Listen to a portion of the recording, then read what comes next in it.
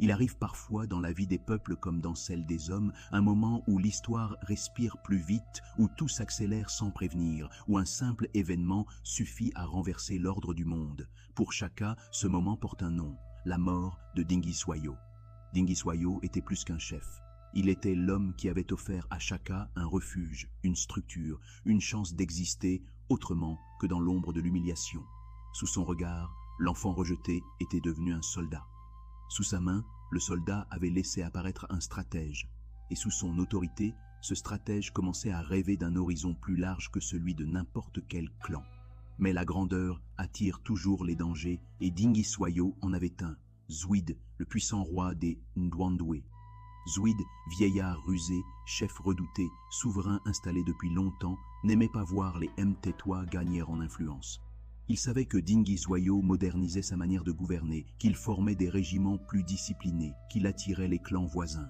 Pour Zwide, cela ressemblait à une menace, et les menaces, il préférait les éteindre avant qu'elles n'aient le temps de prendre forme. Un jour, lors d'une campagne militaire, Dingiswayo tombe dans une embuscade. Les Ndwandwe le capturent. Les récits diffèrent sur les détails, mais tous s'accordent sur l'essentiel.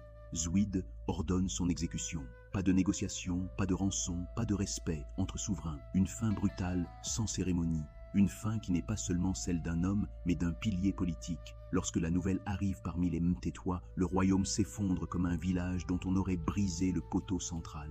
Les régiments se dispersent, les familles prennent peur, les anciens se déchirent. Il n'y a plus de chef légitime, plus de vision partagée, seulement un vide immense, un silence dangereux, un futur incertain. Et dans ce chaos sans guide, il faut quelqu'un pour dire « Suivez-moi ». Beaucoup regardent Shaka.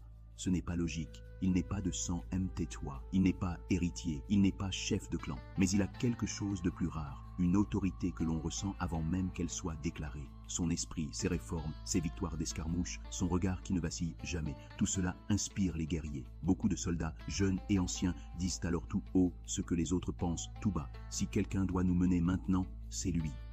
Les Zoulous, qui étaient jusqu'alors un petit clan parmi d'autres, voient en Shaka l'occasion d'exister autrement. Ils le proclament chef, non par tradition, mais par nécessité. Et les survivants Mtetwa, dispersés, fuyant les Ndwandwe, viennent se joindre à lui. Certains par peur, d'autres par fidélité à la mémoire de Dingiswayo. Tous, pourtant, arrivent avec la même intuition. Ce jeune chef pourrait faire ce que même Dingiswayo n'a pas eu le temps d'accomplir. Mais Shaka hérite d'un royaume qui n'en est pas un. Il hérite de ruines. Il hérite d'une possibilité plus que d'un pouvoir. Face à lui, le